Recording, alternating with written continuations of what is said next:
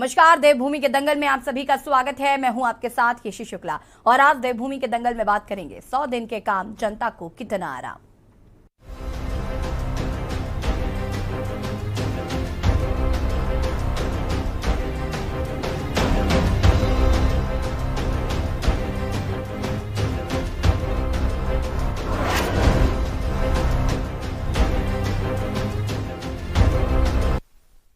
उत्तराखंड विधानसभा चुनाव 2022 में मिथक तोड़ते हुए भारतीय जनता पार्टी ने प्रदेश में 1/3 बहुमत के साथ सरकार बनाई। भाजपा सरकार बनने के बाद मुख्यमंत्री पुष्कर सिंह धामी ने सभी मंत्रियों संग 100 दिन के सरकार के कार्यकाल का रिपोर्ट कार्ड जनता के बीच पेश करने का ऐलान किया है। अब उत्तराखंड सरकार के 30 जून को 100 दिन का कार्यकाल पूरा हो रहा है, जिसको लेकर मुख्यमंत्री कार्यालय की तरफ से सभी मंत्रियों और विभागों से सरकार गठन के बाद 100 दिन का ब्यौरा तलब किया गया है। साथ ही अगले 8 वर्षों का विजन भी मांगा गया है। सरकार अपने 100 दिन के कार्यकाल को विकास पुस्तिका के रूप में पेश करने जा रही है। सरकार के 100 दिनों के कार्यकाल में कितना विकास और जनता को राहत पहुंचाने का काम किया गया है, आज हम इसी पर करेंगे चर्चा। उससे पहले रिपोर्ट देखें।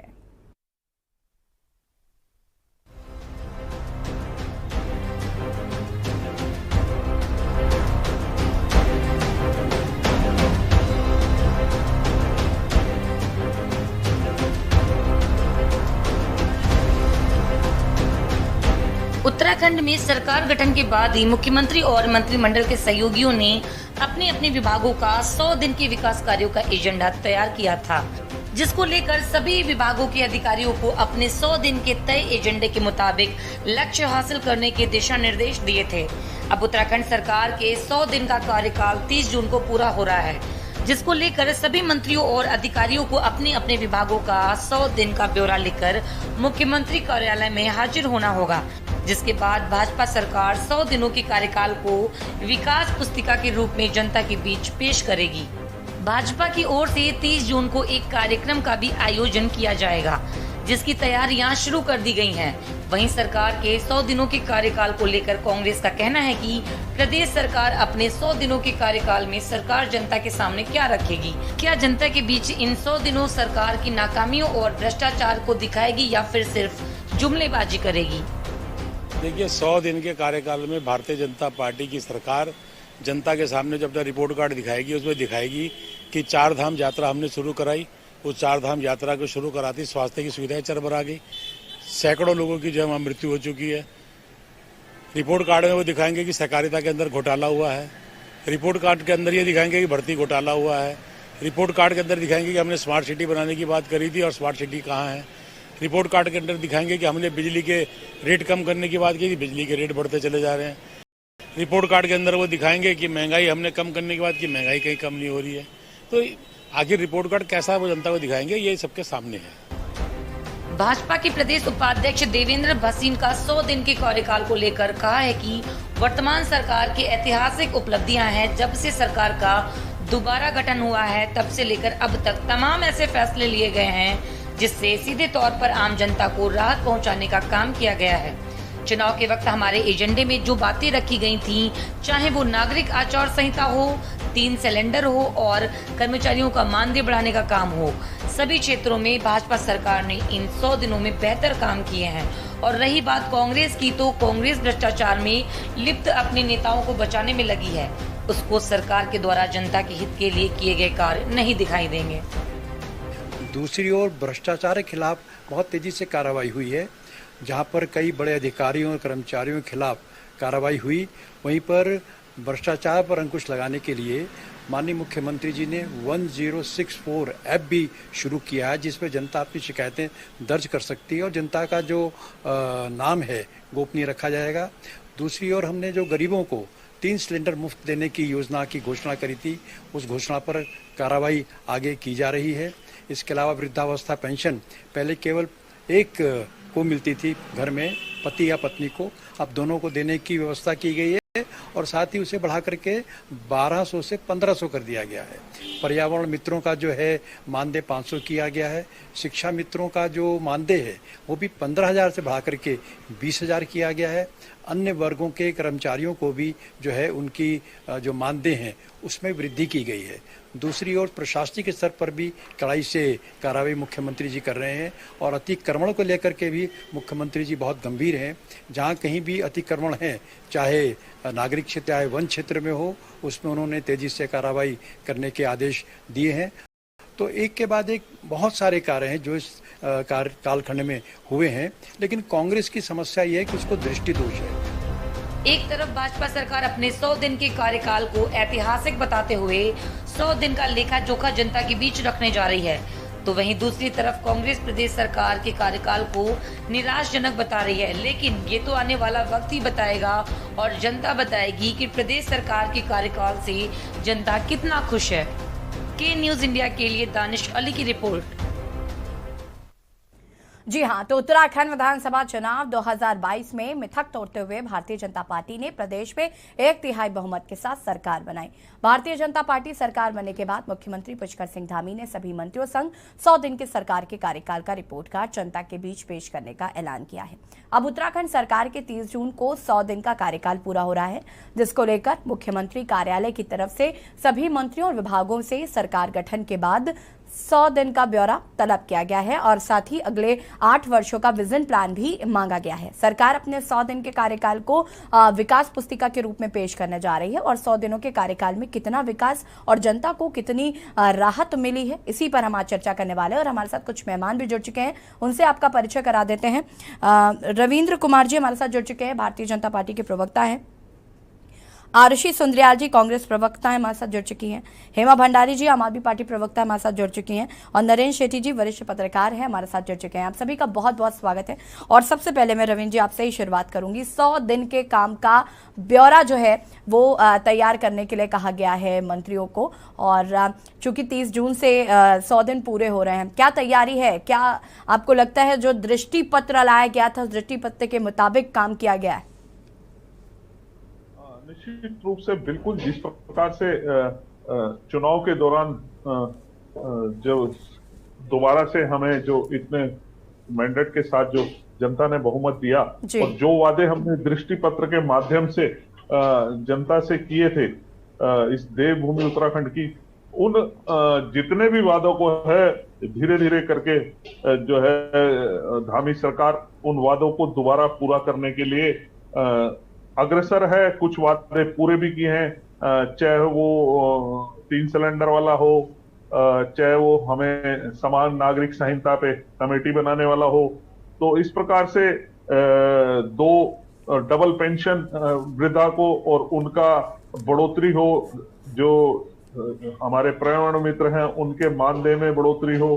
तो जिस प्रकार से सभी वर्गों के लिए और सभी लोगों के लिए जो हमने दृष्टि पत्र के माध्यम से जो अपने वादे किए थे, उन वादों पे हम जो है उनको पूरा कर रहे हैं। और जितने भी विभागों में दृष्टि पत्र में हमने जो वादे किए थे, जिसके विभाग है, उन विभागों में किस किस के क्या क्या काम हुए, वो 100 दिन के माध्यम से जो हमने लक्ष्य प्राप्त किया है उनकी।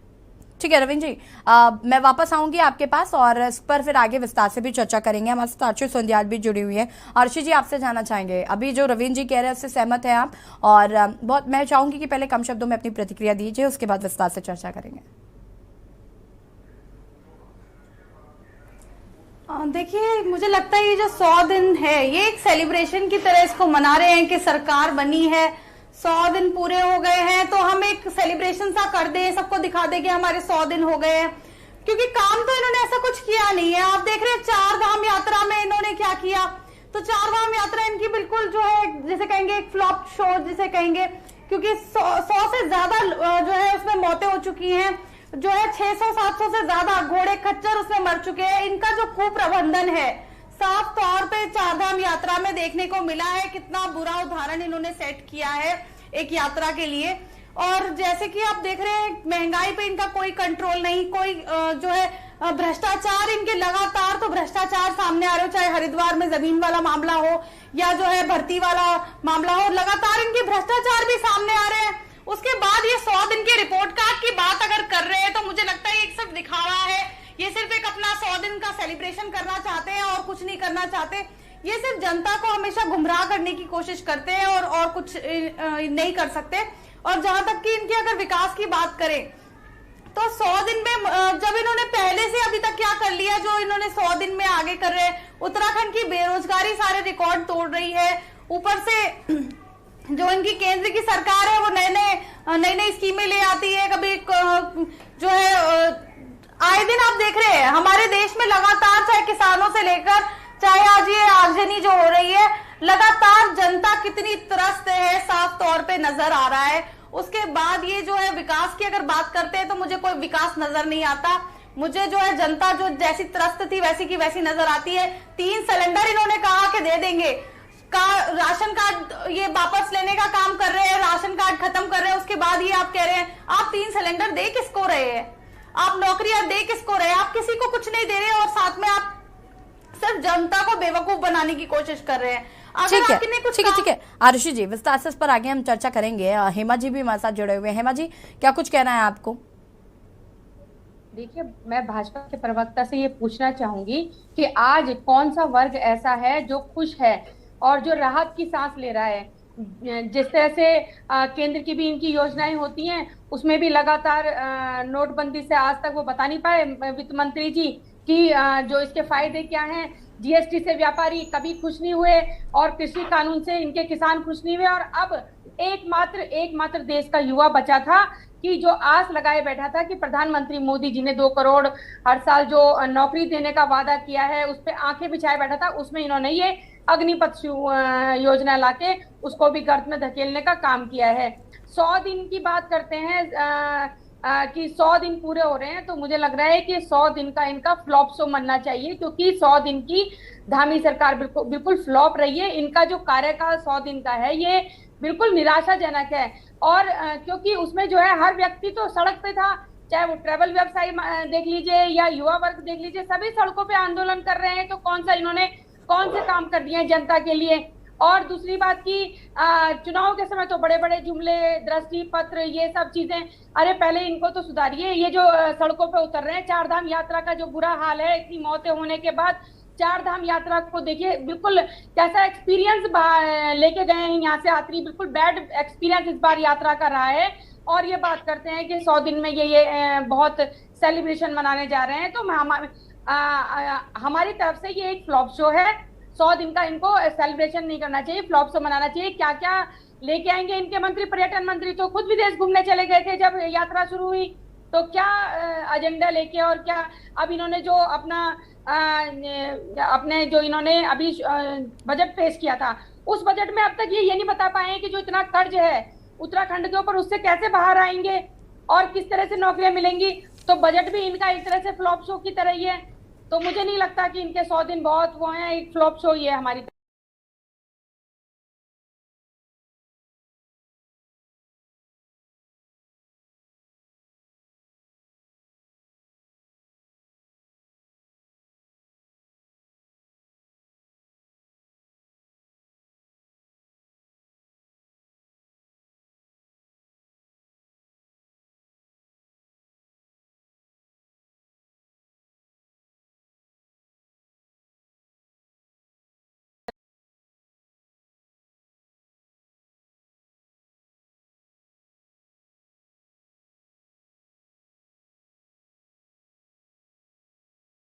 शुरुआत में जनता ने एक अपना मैंडेट दिया और स्पष्ट रूप से कह दिया कि चाहे वो महंगाई हो, पलायन हो, बेरोजगारी हो, कोविड में किसी तरीके से त्रस्त हुए हो, परेशानी उठाई हो, लेकिन उन्होंने अपनी आस्था जताई भारतीय जनता पार्टी पर। सवाल आरुषि सुंदरियाल के और हेमा भंडारी जी के बिल्कुल सही है कि जो आंदोलनरत हैं छात्र या महंगाई है या जो बेरोजगारी है, इसके मुद्दे जितने सामने हैं प्रदेश की जनता के सामने, उसके बावजूद भी मैं भी इस चीज को समझने की कोशिश करता हूं, लेकिन मेरे सामने भी वो चीजें, पूरी तस्वीर साफ होकर नहीं आ पाती कि जो मैंडेट है वो दोबारा भारतीय जनता पार्टी के पक्ष में कैसे आ जाता है।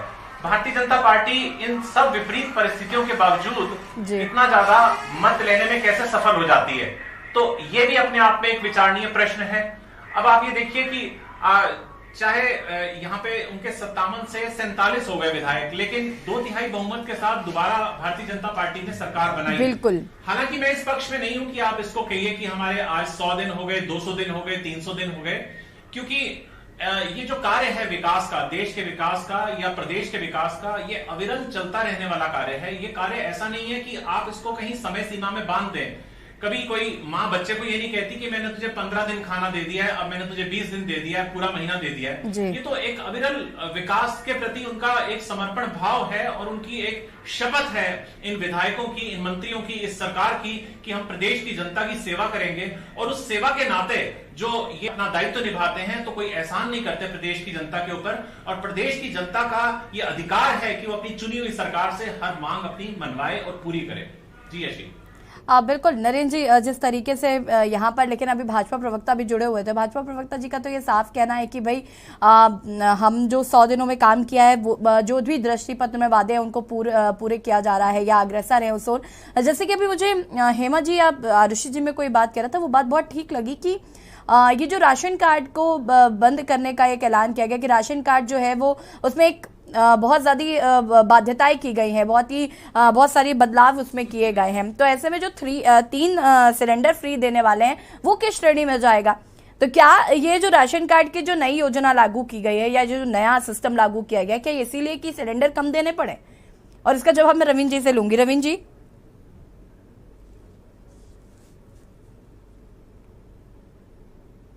रविंद्र जी आवाज आ रही है आपको? हाँ, आवाज आ रही है। ये मेरे से है ये सवाल? जी जी। देखिए, जिस प्रकार से आपने कहा कि ये 3 सिलेंडर का राशन कार्ड से कनेक्शन कोई है, जैसा आपने कहा कि राशन मैं नहीं कार्ड कह रही हूँ, ये रविंद्र जी विपक्ष कह रहे हैं, मैं तो सिर्फ बता रही हूँ आपको। जी जी।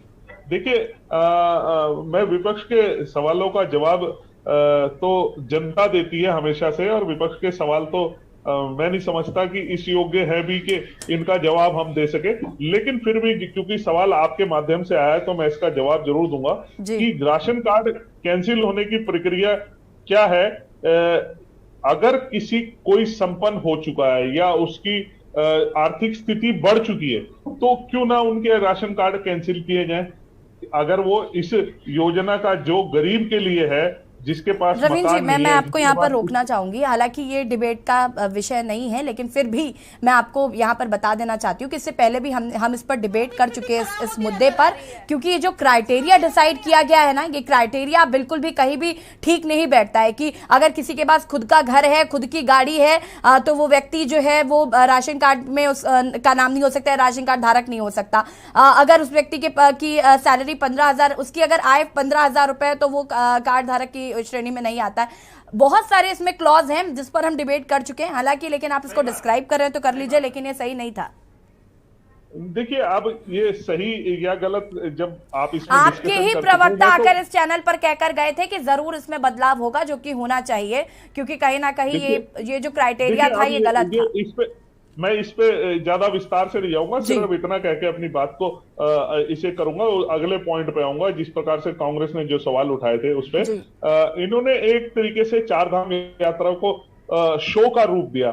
मैं कांग्रेस की प्रवक्ता से कहना चाहूंगा कि ये किसी प्रकार का 4 धाम याद करना हिंदू आस्था का प्रतीक है। आस्थावान लोगों का करना आने का एक उनके मन की श्रद्धा है। इसे आप किसी प्रकार का शो कह के इसकी गरिमा को कृपया करके धूमिल करने की कोशिश ना करें। ये यात्रा लोग जो है अपने मन से आते हैं, अपनी विशेष पूरी करने के लिए भगवान की धरती पे उनके दरबार में मत्था टेकने आते हैं। आप उसको एक फ्लॉप शो, लोग मर गए, इस प्रकार से गरिमा जी, आज कांग्रेस पार्टी जिस प्रकार से सदैव से ही इनको चाहे वो राष्ट्र हो चाहे हिंदू आस्थाएं हो, उनको हमेशा से कहीं ना कहीं डैमेज करके उनको नीचा दिखा के बात करने की जो आदत है, इससे बचना चाहिए।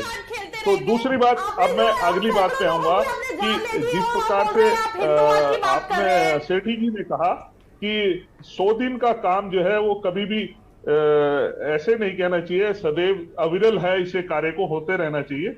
ये बात बिल्कुल सही है कि जनता के हित में और विकास का कार्य अविरल है, चाहे सरकारें किसी की आए, चाहे कोई भी सरकार में हो, उसका फर्ज, उसका जो अधिकार है जनता के प्रति, वो यही है कि उसको जो है जनता के विकास कार्यों में जनता को सही प्रकार से जो है सारी सुविधाएं मिल सके, उन पे काम हो।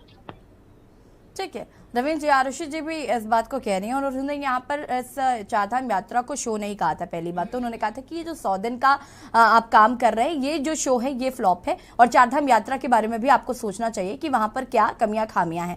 और मैं बिल्कुल इत्तेफाक रखती हूँ क्योंकि चारधाम यात्रा में जो कमियां खामियां रही वो कहीं किसी से छुपी नहीं है। सोशल मीडिया पर हमने खूब फोटोज देखे हैं, हमने अपने चैनल पर भी बहुत सारे फोटोज दिखाए हैं कि किस तरीके से खच्चर मर रहे थे वहां पर, मौतों का आंकड़ा किस तरीके से बढ़ रहा था, अव्यवस्थाएं थी, शौचालय नहीं थे, जगह जगह पर लोगों को समस्याएं हो रही थी, पीने का पानी उपलब्ध नहीं था। हालांकि इस पर भी हमने डिबेट की और इस पर भी आपके प्रवक्ता ने आकर कहा कि भाई जो कमियां खामियां उन्हें सुधारेंगे। लेकिन इस 100 दिन के रिपोर्ट कार्ड की अगर हम बात करें, बड़े बड़े कार्यों की बात करें, जो दृष्टि पत्र में चीजें दी गई थी, क्या वो काम पूरा हुआ है? रविंद्र जी, मैं आपसे समझना चाहूंगी। देखिए, बिल्कुल दृष्टि पत्र में जिस प्रकार से जो भी वादे किए गए थे उनको पूरा करने के लिए नामी सरकार एक कदम आगे बढ़ा दिया है और कुछ चीजों में पूरे हुए भी हैं। जैसे अभी मैंने पहले बताया, रसोई गैस का मामला हो, पलायन को रोकने के लिए जिस प्रकार से बजट में प्रावधान किया हो, एक बड़ी राशि पलायन को रोकने के लिए उस पर लगाने की बात हो, आप 524 किलोमीटर लंबाई के नवनिर्माण मार्ग हो, 36 पुलों का नया निर्माण हो, ये बजट में, ये सारे दृष्टि पत्र में थे।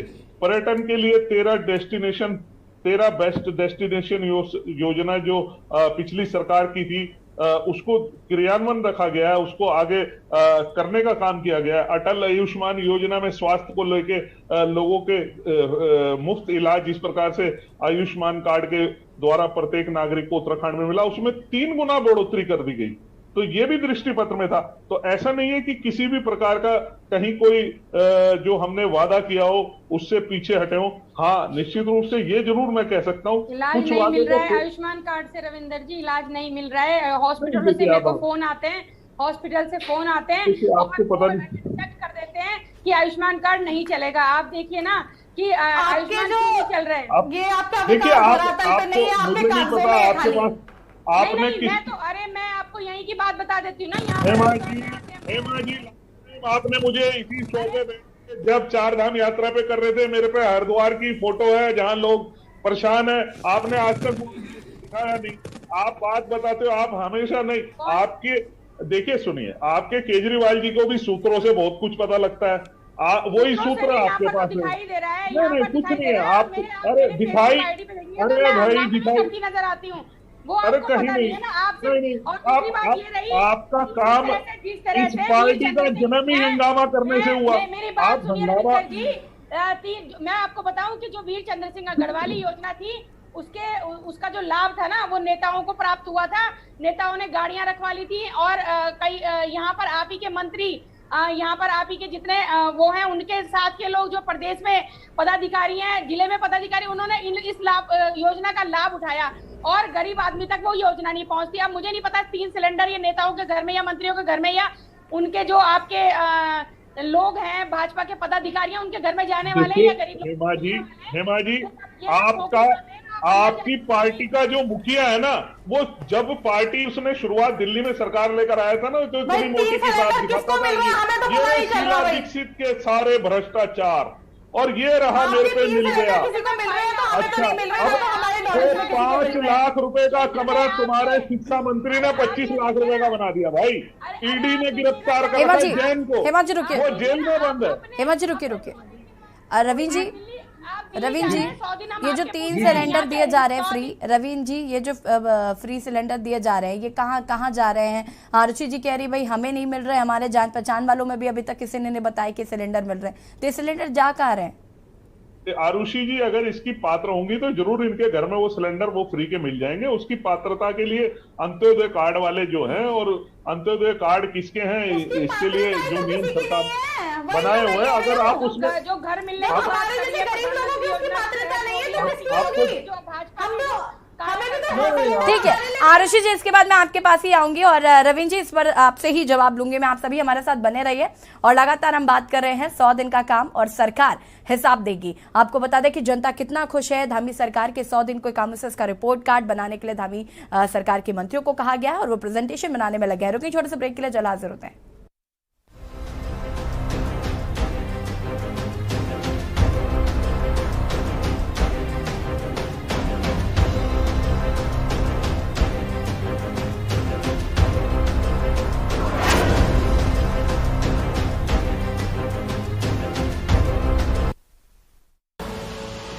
देख रहे हैं के न्यूज, खबरों का सारथी। देखें कौन नया खिलाड़ी आया है, समझा देते हैं, प्यार से समझाएंगे।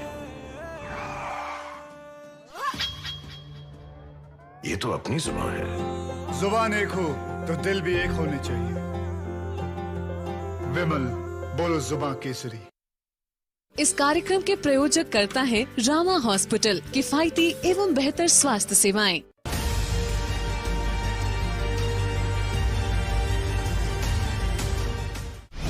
के न्यूज की खास पेशकश सप्ताहांत में देखिए नेशनल हेराल्ड ईडी का शिकंजा इस शनिवार रविवार रात 8 बजे और तबाही सिर्फ तबाही शनिवार रविवार रात 8:30 बजे प्रबुद्ध चौहान के साथ। आप देख रहे हैं के न्यूज, खबरों का सारथी।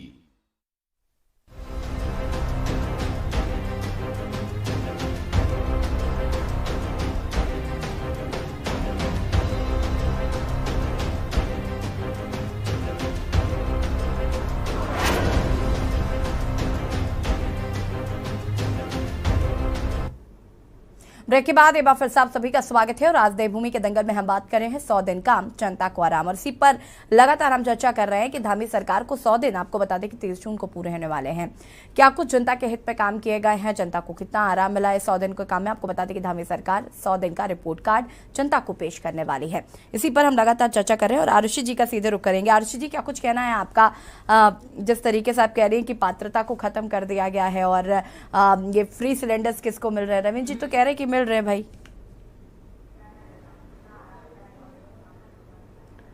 देखिए, क्योंकि मुझे ऐसा लगता है मेरी नॉलेज में किसी को नहीं मिल रहे, और खास तौर से जब हम जैसे लोगों को नहीं मिल रहे, जो मिडिल क्लास लोग हैं जिनके लिए महंगाई सबसे ज्यादा जिनको इफेक्ट कर रही है जी, सबसे ज्यादा महंगाई अगर किसी को इफेक्ट कर रही है तो वो मिडिल क्लास आदमी है। आप भी जानते हैं कि किस तरीके से पूरी किचन का बजट बिगड़ा हुआ है, चाहे सब्जी हो, दाल हो, किसी भी चीज के रेट अगर आप देखें, मसाले आप देख लीजिए तो क्या रेट उनके जा रहे हैं। और ऐसे में 1000 रुपए का सिलेंडर, 1000 के पार सिलेंडर हो चुका है। और हमें लगा था कि जब भाजपा सरकार ने इस तरीके का वादा किया था कि 3 सिलेंडर 7 साल के वो मुफ्त देने वाले हैं, तो ये जो पात्रता है उसको ये घटा देंगे या ये किसी को देने वाले नहीं है, या फिर ये सिर्फ जो है ये ढोंग करना चाह रहे थे कि हम 3 सिलेंडर दे रहे हैं। तो इस तरीके का जो इंटेंशन है वो जनता ने इनका पहचाना नहीं कि इनका क्या इंटेंशन है जब ये 3 सिलेंडर की बात बोल रहे हैं।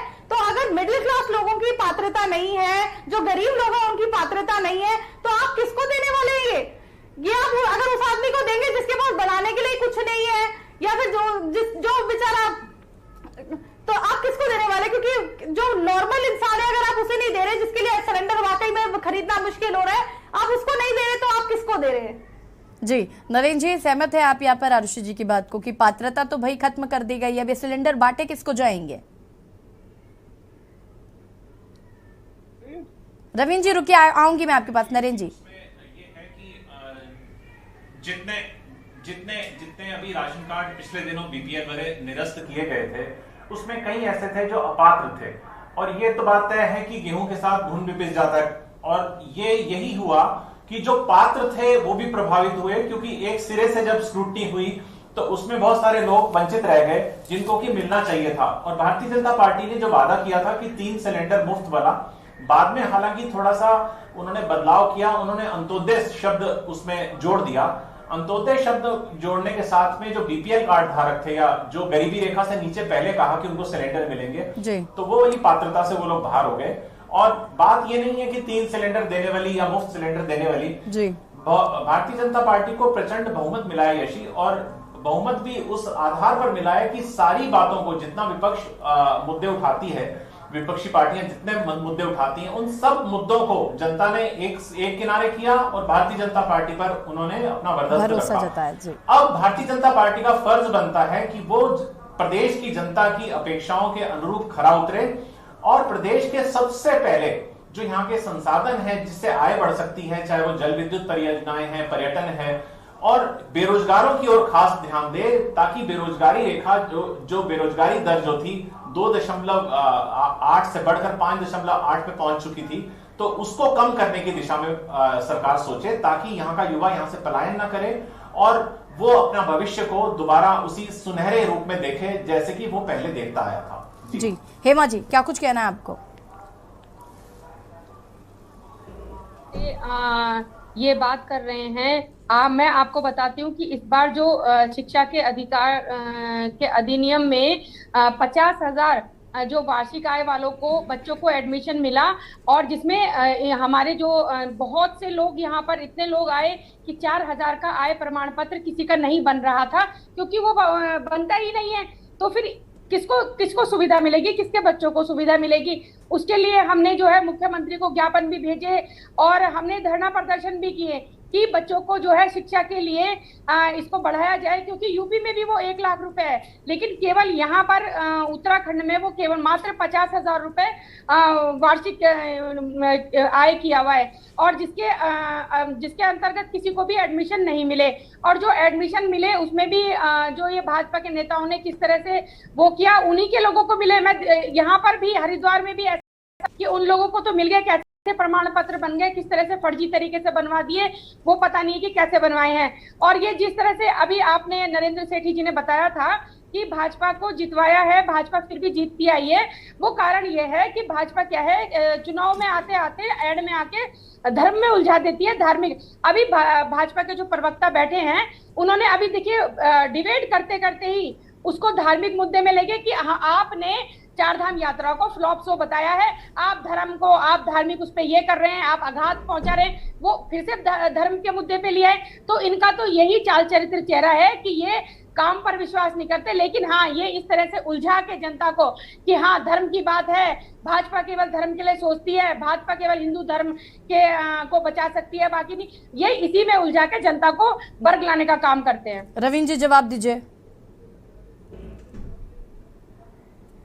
बात का क्या जवाब दूं, मेरे तो समझ नहीं आता। हेमा भंडारी जी ऐसी बात कर देती है। आप एक बात बताएं कि मैं एक धार्मिक व्यक्ति हूं, अगर मेरी जिस चीज में मेरी आस्था है, अगर उस आस्था को कोई कुछ कहे तो उस पर क्या मैं अपनी आपत्ति भी दर्ज नहीं करा सकता? इसमें कहां से राजनीति आ गई? आपकी आस्था को नहीं कहा, फ्लॉप इसलिए कहा है क्योंकि बहुत परेशानी, बहुत मौतें हुई है। आप फ्लॉप शो कैसे हो जाए? वो नाटक है, ये आपके लिए नाटक हो सकता है। हेमा जी सुन लीजिए, नहीं देखिए आप फिर दोबारा वही गलती कर रहे हैं। आप फिर कहेंगे कि भाजपा धार्मिक बात करते हैं, आप क्यों ना करें। आप सनातन धर्म को हमेशा से विपक्ष की आम आदमी पार्टी भी उसमें शामिल हो गई है। आप उसे आपने 4 धाम यात्रा को किस तरीके से बदनाम किया? लाखों लोग यात्रा करके, आप लाखों लोग यात्रा करके चले गए सुखद। मैं मानता हूँ कुछ लोगों की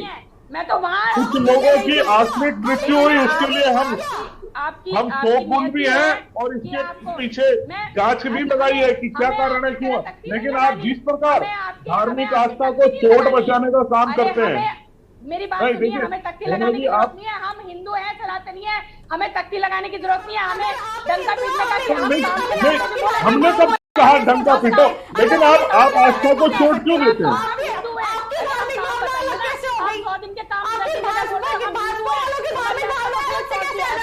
तो क्यों आप ऐसा नहीं कर सकते? आपने प्रश्न पूछना है, आप राजनीतिक तरीके से पूछिए 100 दिन का। आप इसमें धार्मिक यात्रा को फ्लॉप शो क्यों कह रहे हो? वो नाटक है क्या कोई? आप कैसी बात कर रहे हो? तो बता रही हूँ मैं कि भाजपा का 100 दिन का फ्लॉप शो है। अगर आप हिंदू होते ना इतनी, तो आप 4 धाम यात्रा में जाके सेवा कर रहे होते। आप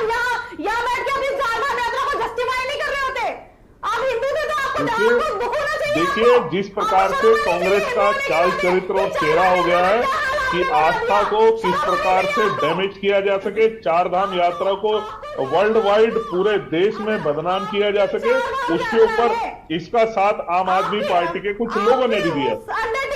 आप एक बात समझिए कि चार धाम यात्रा उत्तराखंड के लोगों के लिए आस्था के साथ साथ रोजगार का बहुत बड़ा जरिया भी है। आप इस प्रकार से बातें करके इस पे चोट पहुंचाने का कहीं ना कहीं काम कर रहे हैं। आप अपने आपने जो है ना, आपने धर्म को अपना रोजगार बना दिया, आपने हिंदुत्व को अपना रोजगार बना दिया। आपकी समस्या ये है, आपकी रोटी जो है हिंदुत्व का ड्रामा करके सिक रही है। आप भाजपा के लोग जो है सिर्फ हिंदुत्व का ड्रामा करके चुनाव जीत रहे हैं। आपको अच्छी तरह पता है आप कितने हिंदू है। आपको दुख होना चाहिए, अगर आपको हिंदू है ना तो आपको दुख होना चाहिए कि चार धाम यात्रा में आपके जो है 600-700 घोड़े खच्चर मर गए। आपको दुख होना चाहिए हिंदू होने के नाते। हमारी जो धार्मिक भावना है ना वो हमारी पशुओं के साथ भी जुड़ी होती है। हमारे जो महादेव है उनका नाम पशुपति नाथ भी है। आपको पता होना चाहिए, अगर आपकी चार धाम यात्रा में घोड़े खच्चर भी मर रहे हैं आपको उसका भी दुख होना चाहिए। लेकिन आप तो इंसानों के लिए भी बोल रहे हैं कि अगर चार धाम यात्रा में कोई मर गया तो उसे मुक्ति मिल गई। आरुषि जी, लेकिन आप भी तो चार धाम यात्रा के आगे बढ़ ही नहीं रही है। हिंदुत्व का 100 दिन में सिर्फ चार धाम यात्रा ही थोड़ी ना है, और भी तो तमाम चीजें हैं, उनके बारे में भी तो बात कर लीजिए आरुषि जी। बिल्कुल, मैं वो बार बार चार धाम यात्रा की बात को लेकर आ रहे हैं, बार बार धर्म को लेकर आ रहे हैं, तब मुझे बोलना पड़ रहा है। नहीं तो मुद्दे तो बहुत सारे, मुद्दों की कोई कमी नहीं है। चलिए ठीक है, जहां एक तरफ भारतीय जनता पार्टी अगर 100 दिन का काम बता रही है तो वहीं पर कांग्रेस की तरफ से भी ये बता देना चाहिए कि 100 दिन में सरकार ने क्या किया। आरुषि जी, 100 दिन में सरकार ने किया भ्रष्टाचार। आप ये देखिए इनके जो तो अगर सरकार जनता को बता रही है कि हमने 100 दिन में ये किया है तो आप भी जनता को बता दीजिए कि भाई 100 दिन में सरकार ने भ्रष्टाचार किया है, और कैसे किया ये भी बता दीजिए। वो तो लिखित में दे रहे हैं, एक पुस्तिका निकाल रहे हैं विकास की, जैसे वो बता रहे हैं हम भी बता रहे हैं। बिल्कुल, अगर आप ये देखिए ना, हरिद्वार के अंदर 300 बीघा से ज्यादा जमीन का जो उन्होंने घोटाला कर दिया। हाँ, सारे के सारे इनके जो मुख्यमंत्री के इर्द गिर्द के लोग उसमें सम्मिलित दिखाई दे रहे हैं। तो उसके बाद आप क्या कहते हैं, विकास की बात करेंगे या भ्रष्टाचार आपको अनदेखा करना है? या भ्रष्टाचार आपके जो जितने भी आपके वो है रोजगार आप देने की बात करते हैं, रोजगार में आपका भ्रष्टाचार साफ दिखता है। आपका जो है हरिद्वार में आपका इतना बड़ा भ्रष्टाचार सामने आया है, वो टीवी पे नहीं आता। आपका जो है सिर्फ जो है धामी जी के 100 वर्ष टीवी पे ज्यादा आ रहा है। मैं तो यही देख रही हूँ, धामी जी ने पता नहीं क्या चल रहा है। आरुषि जी, मैंने अभी आपको कहा कि विकास की पुस्तिका निकाल रहे हैं, वो 100 दिन के कामों का ब्यौरा वो लिखित में दे रहे हैं। आप भी लिखित में दे दीजिए कि सरकार ने 100 दिन में क्या किया। हम नहीं दिखाए तब आप कहिएगा, आप बताइए। तो आप सामने ही नहीं आ रही है, आप तो सिर्फ डिबेट में है और डिबेट में इस बारे में बात कर रही है। आप अलग से निकालिए ना, आप भी निकाल दीजिए सरकार के भ्रष्टाचार की पुस्तिका। मीडिया को दोष देने से देखिए आरुषि जी कुछ नहीं होता। आप अपनी बात को बिल्कुल रख सकते हैं। क्या कह रही हैं आरुषि जी, आप फिर से अपनी बात को रिपीट करिए।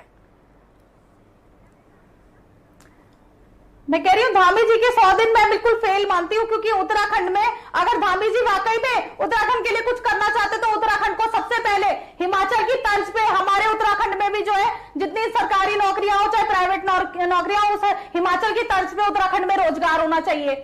और साथ में जो है हिमाचल की तर्ज पे हमारा भू कानून होना चाहिए।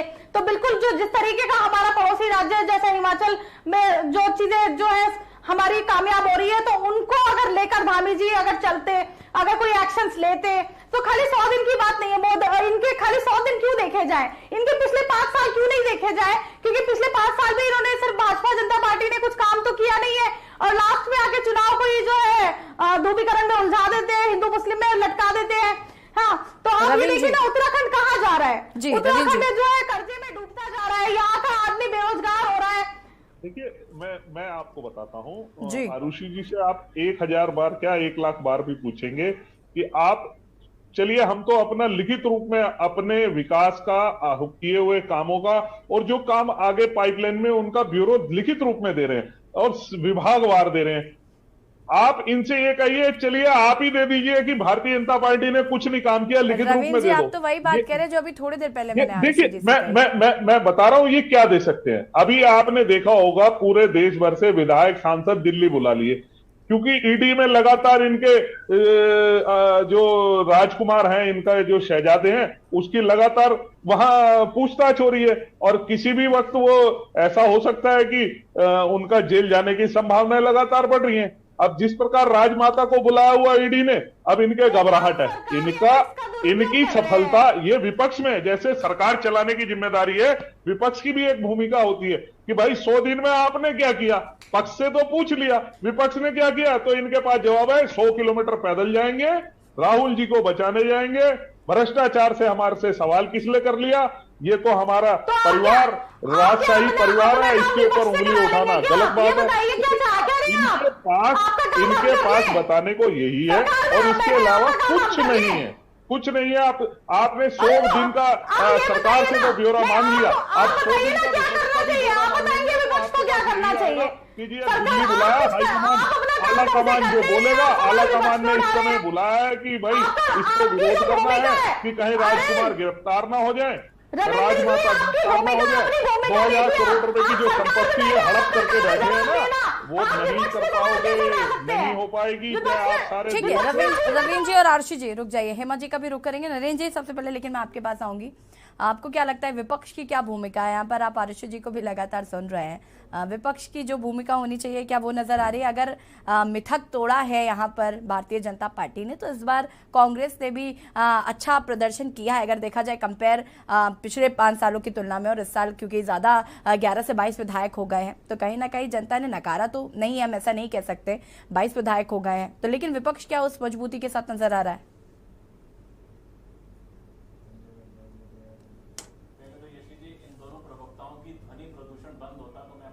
नरेंद्र जी आपकी आवाज नहीं आ पा रही। देखिए हमारी डिबेट हो जी अपनी बात को पूरा करिए। जी मैं कह रहा हूं, पहले तो इन दोनों प्रवक्ताओं की ध्वनि प्रदूषण थोड़ी कम होती तो मैं अपनी बात कह पाता, अब थोड़ी कम हुई है तो मैं कह रहा हूं जी। और ये देखिए हमारा सब्जेक्ट है आज 100 दिन के ऊपर, और 100 दिन में लाजमी बात है कि 4 धाम को भी डिस्कस करना इनका काम था उसमें बीच में। लेकिन मैं बिल्कुल स्पष्ट कर देना चाहूंगा, चाहे वो भारतीय जनता पार्टी हो या कांग्रेस हो, जो 4 धाम यात्रा है इसका श्रेय कतई कोई राजनीतिक दल को नहीं लेना चाहिए। उसका कारण ये है कि ये जो धार्मिक स्थल हैं, बद्रीनाथ, केदारनाथ, यमुनोत्री, गंगोत्री, ये भारतीय जनता पार्टी, समाजवादी पार्टी या कांग्रेस द्वारा बनाए हुए नहीं हैं। शिव पुराण के इतिहास में आप देखिए, पांडवों ने अपना जो गोत्रवध जो था उसको उसका पाप धोने के लिए वो वहां आए थे, और वो आदिकाल से तब से चली आ रही है यात्रा। तब वहां पे कोई विधायक नहीं थे केदारनाथ पे, या उत्तराखंड की सरकार नहीं थी, तब भी श्रद्धालु जाते थे, आते थे और अपनी श्रद्धा से वो यात्रा पूरी करके अपने घर लौटते थे। बात यहाँ पे जो हम पर्यटन की और प्रदेश के विकास की उसकी बात कर रहे हैं, उसके लिए 100 दिन का जो मैप हो, उस मैप के अंदर हर चीज वर्णित होनी चाहिए कि आपने युवाओं के लिए क्या किया, आपने यहाँ के पर्यटन स्थलों को विकसित करने के लिए क्या किया। नैनीताल के पास में एक जगह है यशी जी, वहां पे रविंद्रनाथ टैगोर ने गीतांजलि की कुछ पंक्तियां लिखी थी, और एक जिलाधिकारी थे, उन्होंने उसको टैगोर पथ के नाम से विकसित करने का भी प्रयास किया। आपको मैं बताऊं कि इतिहास की ऐसी चीजें जो पूरा देश में जो साहित्य से जुड़े लोग हैं, वो लोग ललायित रहते हैं ऐसी जगहों पर जाने के लिए, देखने के लिए कि रविंद्रनाथ टैगोर ने वो पंक्तियां कहां लिखी थी। हम अपने प्रदेश में वो चीजें विकसित ही नहीं कर पा रहे हैं, और हम लड़ाई झगड़े किस पे कर रहे हैं कि ये गैस सिलेंडर वो उसका वो उठा के ले गया, वो उसका वो उठा के ले गया। हमें प्रदेश में जो कुछ हमारे पास धरोहर हैं, उन धरोहर को भी अगर हम प्रदर्शित ना कर पाए तो इससे बड़ी हमारी मूर्खता नहीं कही जाएगी। और हम अगर जो हमारे को कुदरत ने दिया है यहाँ पे देवभूमि उत्तराखंड में, वो तो उसमें कुछ करने की आवश्यकता ही नहीं है। लोग तो आपके पास आ ही रहे हैं, आप केवल उनका आतिथ्य, जो हमने कहा है अतिथि देव भूमि, उसी अतिथि देव भव की संस्कृति को हम आगे अगर प्रफुल्लित करें तो मुझे लगता है कि प्रदेश ये एक सुनहरा प्रदेश बनकर विकसित होगा। जी यशी। बिल्कुल नरेंद्र जी, बहुत अच्छी बात कही आपने। उसका जवाब मैं रविंद्र जी से ही लूंगी, क्योंकि यहाँ पर विकास की अगर बात हो रही है तो विकास दिखना भी चाहिए। बहुत सी, जैसे कि आपने बताया कि बहुत सी ऐसी चीजें हैं उत्तराखंड में जिन्हें विकसित करने की जरूरत है। रविंद्र जी। हाँ देखिए, बहुत अच्छी बात है शेट्टी जी, मेरे को इसलिए बहुत पसंद है कि वह जो बहुत एक तो मुद्दे को भटकने नहीं देते, और दूसरा सदैव जो है नई नई चीजें लेकर आते हैं, जिससे कि सरकार को भी और हमारे जैसे प्रवक्ताओं को भी बहुत कुछ नया भी पता लगता है। जिस प्रकार से रविन्द्रनाथ टैगोर जी के उस स्थल की बात करी, वो अल्मोड़ा रोड पे है, मैं उस पे गया हूँ, मुझे सौभाग्य प्राप्त हुआ वहां जाने का, और लास्ट ईयर मैं गया था। तो ये हकीकत है कि वहां पे उसको सजाने और संवारने का काम सरकार द्वारा उस पर बिल्कुल किया हुआ है, और ये सरकार के एजेंडे में भी है उस जगह पे। वो मैंने स्वयं भी मुख्यमंत्री को इसके विषय में बताया था। मैंने कहा नैनीताल रोड पे इतना जबरदस्त वो है, तो मुख्यमंत्री के, हालांकि उसके संज्ञान में माननीय मुख्यमंत्री के है, वो उसको विकसित करने के लिए या उसको और डेवलप करने के लिए, वैसे वो डेवलप है काफी जगह, लेकिन और अच्छा करने के लिए उसमें है। और जिस प्रकार से युवाओं के लिए कहा कि देखिए राज्य में 4 नए डिग्री कॉलेज स्थापना हुआ, 8 डिग्री कॉलेजों का उच्चीकरण इसी सरकार द्वारा किया जा रहा है, जो दृष्टि पत्र में था और जिसको पूरा करने के लिए सरकार लगातार वचनबद्ध है और क्रियाबद्ध है। और जिस प्रकार से 25,000 सरकारी पदों पर नियुक्ति की प्रक्रिया युवाओं को रोजगार देने के लिए सरकारी पदों पे, ये पाइपलाइन में है। इसके लिए कुछ एक उनके लिए नोटिफिकेशन निकाल भी दी गए हैं, कुछ के आने वाले हैं। पर्यटन के लिए होम स्टे का विस्तार करना हो या टिहरी झील की विकास योजना हो, तो ये तमाम तरीके के लिए जो है योजनाएं जो है सरकार द्वारा बनाई गई है और ये लिखित रूप में दी गई है। देखिए मैं इसे लेके भी बैठा हूं, ये सरकार द्वारा, आप अगर इसे देखेंगे ये हम लिखित रूप में दिए हैं और जनता के बीच में। ऐसा नहीं है कि हम अगर कोई बात कह रहे हैं, यहां मैंने बोल दिया तो वो जगह आई गई बात हो गई। आप जो हम जारी करते हैं उसे लिखित रूप में देते हैं, और अपना किया हुआ काम अगर वो पाइपलाइन में है उसे पूरा करने के लिए, और अगर वो हो गया है तो उसको हम लोगों के बीच में बताते हैं। अब चक्कर क्या है कि विपक्ष का काम तो लगातार सवाल उठाना है, और सवाल भी ऐसे मेरे को कई बार तो ऐसा लगता है कि विपक्ष ने किस प्रकार का अपना मेंटलिटी बना ली है। अगर इनके सवाल सुझाव के रूप में हो या कहीं कोई ऐसा काम हो गया हो जिसके कारण लोगों का अहित हो गया हो, आप उसका सवाल उठाना आपका फर्ज बनता है, आपका अधिकार है, और विपक्ष की ये भूमिका भी है। लेकिन किए हुए कार्य को नकार देना, उनके ऊपर कोई चर्चा ना करना, ये कहीं ना कहीं सही बात नहीं है। अगर किसी ने अच्छा काम किया है तो उसकी चर्चा भी जरूर होनी चाहिए। ठीक है हेमा जी, है ना, दे दिया आपने सबको सिलेंडर दे दिए। देखिए मैं आपके चैनल के माध्यम से भाजपा के इसके बाद मैं आपके पास आऊंगी। भाजपा के प्रवक्ता को रविंदर भाई को ये कहना चाहूंगी कि जिस तरह से विकास कार्यों की बात कर रहे हैं, तो क्योंकि एक तो मैंने आपको बताया कि शिक्षा के अधिकार के जो अधिनियम है, जिसमें 50,000 लोगों को, जो बच्चे हैं मीडियम परिवार के, उनके बच्चों को पढ़ने का बिल्कुल मौका नहीं मिल रहा है। वो प्राइवेट स्कूलों में किसी में भी, क्योंकि प्राइवेट स्कूल उनको भर्ती में नहीं ले,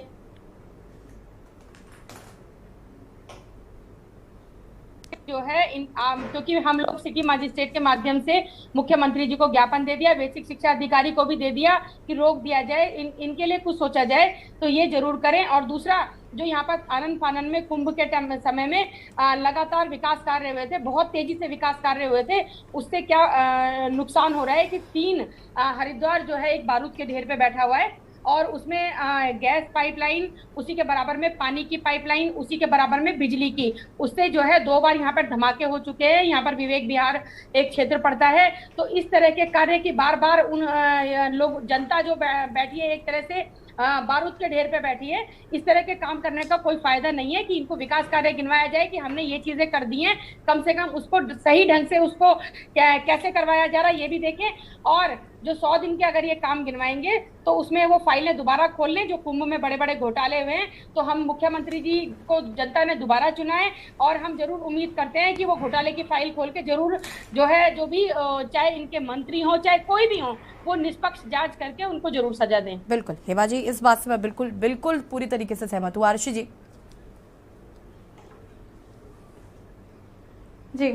जी अपनी बात को पूरा कर सकते हैं। देखिए मैं तो यही कहूंगी कि भाई, अगर जो रविंदर जी ने जिस तरीके से कहा कि हम जो इनका किया हुआ काम नकार देते, तो ऐसा बिल्कुल नहीं है। अगर आपने जो एक तरफ कोरोना वॉरियर्स को आप मालाएं पहना देते हैं, दूसरी तरफ कोरोना वॉरियर्स को जो है मजबूर कर देते हैं सड़क पे धरना देने के लिए, तो देखिए जो बात गलत है उसके लिए तो बोलना ही पड़ेगा। जिसको हमें ऐसा कोई शौक नहीं है कि हम जो है किसी का किया हुआ काम नकारें, लेकिन अगर सिलेंडर मिल रहे होते वाकई में तो हम सवाल ही क्यों उठाते? अगर वाकई में चारधाम यात्रा बहुत अच्छी हो रही होती तो हम उस पर सवाल क्यों उठाते? इनफैक्ट जो हिंदुत्व का इतना बात करते तो चारधाम यात्रा पे जो है, इनकी चारधाम यात्रा हमारे शास्त्रों के हिसाब से जैसे शुरू होती है यमुनोत्री, गंगोत्री, बद्रीनाथ, केदारनाथ, तो इन्होंने उल्टी तो जो चारधाम यात्रा अपनी जो है वो उल्टी शुरू की हुई है। तो ये भी इनको इतना ज्ञान तो है नहीं, फिर जो बातें ये बड़ी बड़ी कर लेते हैं हिंदुत्व की, लेकिन ज्ञान इन्हें कुछ नहीं है। हनुमान चालीसा ये पढ़ने पहुंच जाते हैं लेकिन याद इन्हें होती नहीं है, किताबें लेके तो इन्हें जाना पड़ता है। तो इनका जो हाल है वो बहुत ही बुरा है। मैं कहूंगी कि इन पे मतलब इन पे हंसे या रोए समझ में नहीं आता भाजपा के लोगों पर, कि इनको ना तो किसी चीज की नॉलेज होती ना कुछ होता है, बस अपना कि हाँ भाई हम हिंदू है, हमारी भावना हर्ट हो गई, हमारी तो ऐसी भी भावना हर्ट हो गई, हमारी कुछ भी बोल देते हमारी भावना हर्ट हो जाती है इनकी बहुत जल्दी।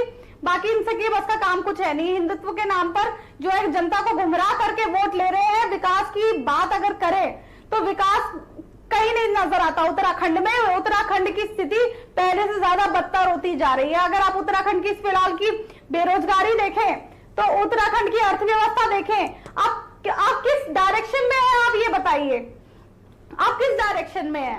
आपने जो है उत्तराखंड की जो पहाड़ की हमारी महिलाएं हैं वो 1000 रुपए का सिलेंडर अफोर्ड नहीं कर सकती, लेकिन वो इनके जो बीपीएल का जो क्राइटेरिया है वो उसमें भी फिट नहीं होती। हाँ, तो उसके बाद आप बात कर रहे हैं कि हम बहुत अच्छा काम कर रहे हैं। अरे आप जनता को अनदेखा कर रहे हैं। आप जिस जनता ने आपको वोट देकर सर पर बिठाया है, आप उसका जो है उसके अधिकार छीनने का काम कर रहे हैं। आप जनता को आप जो है कितना त्रस्त करेंगे? और ये बिल्कुल मतलब मुझे ऐसा लगता है कि ये बिल्कुल हिटलर शाही पे उतर आए हैं। और इनको जब सिर्फ ये दिखता है ना, जो इनके विधायक, जो इनके मुख्यमंत्री को, जिनको ये पता है कि हम चुनाव के टाइम पर जो है सिर्फ धार्मिक ध्रुवीकरण करके हम चुनाव जीत सकते हैं, तो ऐसी सरकार आरुषि जी, इसका जवाब मैं रवीन जी से लेना चाहूंगी। रवीन जी, बहुत कम शब्दों में आपका जवाब चाहूंगी मैं। दर्द महसूस नहीं होता। आपने कांग्रेस के प्रवक्ता से मैंने बगैर रुके इनकी जवाब सुना, आपने भी सुना होगा जी। रवीन जी, बहुत कम शब्दों में अपना जवाब। 4 शब्दों के बाद ये धार्मिक रंग पे आ जाते हैं।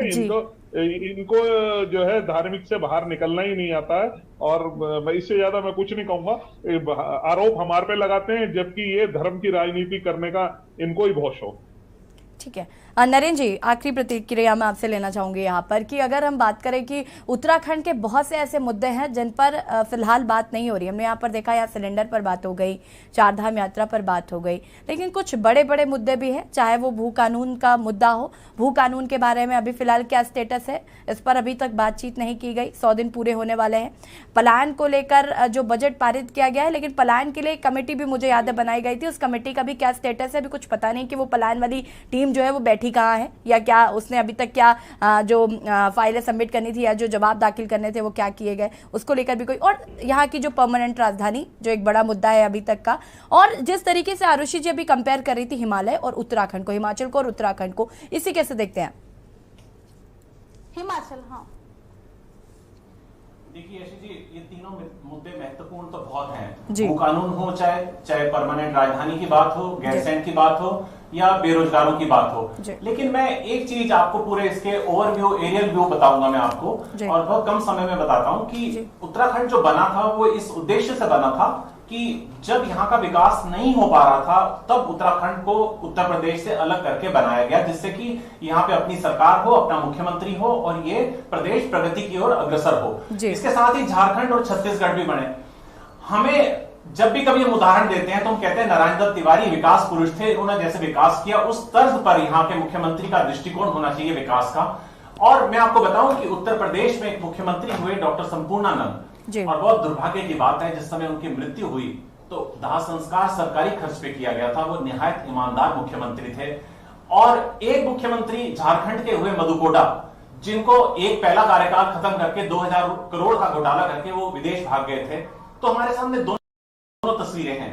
तय हमारे नायकों ने करना है, तय हमारे यहाँ के मुख्यमंत्रियों ने करना है कि उन्होंने अनुसरण डॉक्टर संपूर्णानंद का करना है या मधु कोटा का करना है। प्रदेश की जनता इसी आस के साथ उनको देख रही है। जी बिल्कुल। आप सभी का बहुत बहुत शुक्रिया चर्चा में शामिल होने के लिए। और आज हम बात कर रहे हैं विकास के 100 दिन और जनता को कितना जनता को कितना फायदा हुआ या जनता क्या इन 100 दिनों के कामों से खुश है। इसका एक रिपोर्ट कार्ड धामी सरकार जल्द ही पेश करने वाले। फिलहाल देवभूमि के दंगल में इतना ही। देखते रहिए के न्यूज़ इंडिया। नमस्कार।